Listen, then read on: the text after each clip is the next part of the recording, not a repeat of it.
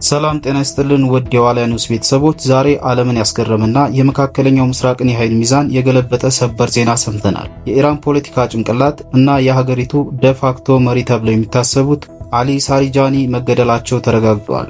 ይህ ተራ ግድያ አይደለም። የኢራንን መንግስታዊ መዋቅር መሰረት ያናወጠ የመሬት መንቀጥቀጥ ነው። የእስራኤል አየር ኃይል ባካሄደው እጅግ ጥንቁቅና በቴክኖሎጂ የታገዘ ጥቃት ላሪጃኒን ኢላማ በማድረግ መደምሰሱን ይፋ አድርጓል። ጥያቄው ግን ይህ ነው። ይህ ግድያ በኢራን ወታደራዊና ፖለቲካዊ መዋቅር ላይ ምን አይነት ቀውስ ፈጥሯል? አሜሪካና እስራኤል ይህን ወሳኝ እርምጃ ለመውሰድ ለምን አሁን መረጡ? በዚህ ፕሮግራማችን የዚህን ታሪካዊ ክስተት ስውር ምስጢራት እንፈትሻለን። እስከ መጨረሻው አብራችሁን ቆዩ።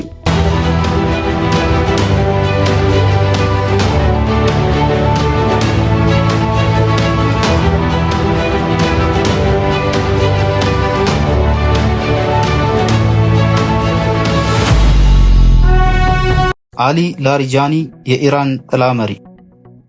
አሊ ላሪጃኒ ማን ነበሩ?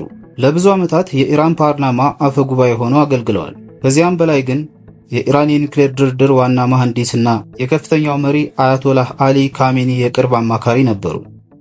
ላሪጃኒ በኢራን ፖለቲካ ውስጥ መካከለኛ የሚመስሉ ግን እጅግ ስልጡንና ጥብቅ የሆኑ መሪ ነበሩ። የእሳቸው መገደል ኢራን ጭንቅላቷን እንደ ማጣት ይቆጠራል። ምክንያቱም ላሪጃኒ በዲፕሎማሲውና በደህንነት መዋቅሩ መካከል ያለውን ድልድይ የሚገነቡ ብቸኛው ሰው ነበሩ። አሁን ያ ድልድይ ፈርሷል። የቢሲጂ አመራሮች መደምሰስ። ጥቃቱ በላሪጃኒ ላይ ብቻ አላበቃ። የኢራን የውስጥ ደህንነት አከርካሪ የሆነው የቢሲጂ ኃይል ዋና አዛዥ ጉላም ረዛ ሰሌማኒ እና ሌሎች 10 ከፍተኛ ባለስልጣናት በአንድ ጊዜ ተደምስሰዋል። ቢሲጂ ለኢራን መንግስት የህዝብ ቁጥጥርና የውስጥ አመፅን የመጨፍለቂያ ዋነኛ መሳሪያ ናቸው። በአንድ ጀንበር እንዲህ ያሉ ከፍተኛ መሪዎችን ማጣት በድርጅቱ ውስጥ የመሪነት ክፍተት ወይም ሊደርሺፕ ቫኪዩም ፈጥሯል። ይህ ደግሞ በቴህራን ጎዳናዎች ላይ ለሚንቀሳቀሱ ተቃዋሚዎች አዲስ የልብ ትርታ ሊሰጥ ይችላል። የአሜሪካና የእስራኤል ጥምረት። ይህ ጥቃት እንዴት ሊነሳ ቻለ? መልሱ በሁለቱ ሀገራት የደህንነት ጥምረት ውስጥ ነው። የአሜሪካ የሳተላይት መረጃና የእስራኤል የሰው ኃይል ደህንነት ተቀናጅተው የኢራንን ጥብቅ የደህንነት ክልል ሰብረው ገብተዋል። ይህ ክስተት ለኢራን ባለስልጣናት የሚልከው መልእክት ግልጽ ነው። በመሬት ውስጥ ብትደበቁ፣ በቤተ መንግስት ብትቀመጡ፣ የትም ብትሆኑ እናገኛቸዋለን። ቴክኖሎጂው የኢራንን የራዳር ስርዓት አሳውሮ ከፍተኛ አመራሮቿን ለጥቃት አረጋግጧል። የኢራን ወታደራዊ መዋቅር መፈራረስ። መሪ ሲሞት ሰራዊት ይደናገራል። አሁን በኢራን እየታየ ያለው ይሄው ነው። የእዝና ቁጥጥር ወይም ኮማንድ ኤንድ ኮንትሮል ስርዓቱ ተመሰቃቅሏል። መረጃዎች እንደሚጠቁሙት በከፍተኛ ደረጃ አተንኩሱ የሚል ትዕዛዝ ቢወርድም በታች ያሉ ክፍለ ጦሮች ግን በድንጋጤ ጥቃት ሲሰነዝሩ ታይተዋል።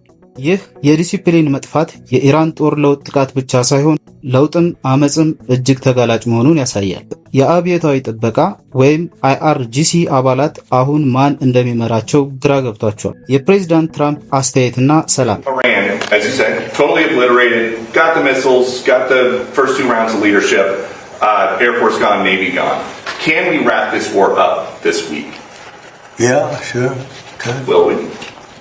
I don't think so, but it'll be soon. Won't be long. And we're going to have a much safer world when it's wrapped up. It'll be wrapped up soon. We're going to have a much safer world. በዚህ ሁኔታ ላይ ፕሬዝዳንት ትራምፕ ምን አሉ? ትራምፕ ባደረጉት ንግግር ጦርነቱ በቅርብ እንደሚጠናቀቅና ዓለም ወደ ሰላም እንደምትመለስ ያላቸውን ግልጽ እምነት ገልጸዋል። የእሳቸው ፖሊሲ ሰላም በኃይል ወይም ፒስ ስሮው ስትሪንግዝ የሚለው ነው።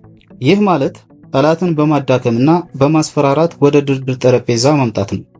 ትራምፕ ይህ ግድያ ለቀጠናው ሰላም አዲስ በር ይከፍታል ብለው ያምናሉ። ይህ ተስፋ ይሳካ ይሆን ወይስ ግጭቱን ያባብሰዋል? ቀጣዩ እርምጃና ስጋቶች። ኢራን ዝም ትላለች ብሎ ማሰብ ሞኝነት ነው። አሁን ትልቁ ስጋት ኢራን የኒውክሌር ቦምብ ለመስራት የምታደርገውን ጥረት ታፈጥን ይሆን የሚለው ነው። በተጨማሪም በሊባኖስ ያለው ሄዝቦላህ፣ በየመን ያሉ ሁቲዎችና በሶሪያ ያሉ ተላላኪዎቿ ወይም ፕሮክሲስ ምን አይነት አጸፋዊ እርምጃ ይወስዳሉ? ቀጠናው አሁንም በከፍተኛ ስጋት ውስጥ ነው።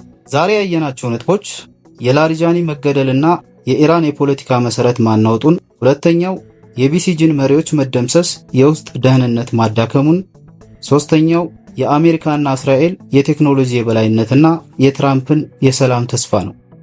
እናንተስ ምን ታስባላችሁ?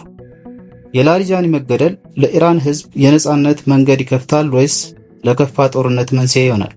ሐሳባችሁን በኮሜንት አጋሩን። ቪዲዮውን ላይክ፣ ሰብስክራይብ በማድረግ ወቅታዊ መረጃዎችን ይከታተሉ። ለዛሬ በዚህ አበቃን። በሚቀጥለው ፕሮግራማችን እስክንገናኝ ድረስ ሰላም ቆዩ።